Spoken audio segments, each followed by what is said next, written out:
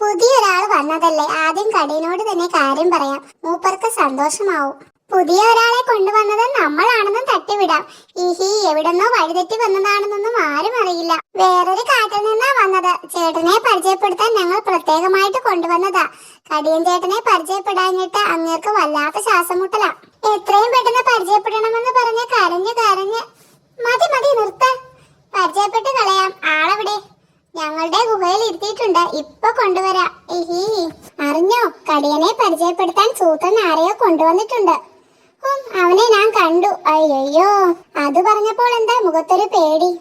നമ്മുടെ കാട്ടിലുള്ളവരൊക്കെ എത്ര മര്യാദക്കാരാണെന്ന് ആ മറുകാടനെ കണ്ടപ്പോഴാ മനസ്സിലായത്.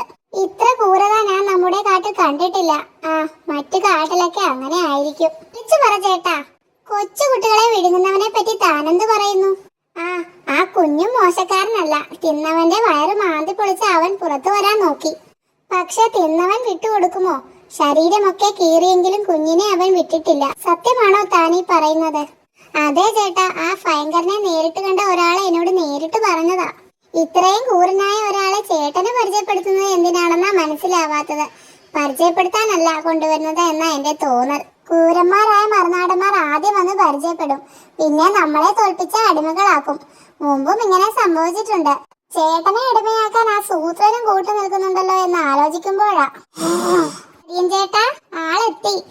ഏട്ടാ, ഞാൻ അടിമയാകുന്നത് നിനക്കൊക്കെ കാണണമല്ലേ? കണ്ടോ കണ്ടോ, വയറ് മാന്തി പൊളിച്ചിട്ടും ദുഷ്ടൻ ആ കുഞ്ഞിനെ വെറുതെ വിട്ടിട്ടില്ല. എന്തൊരു തല്ല്!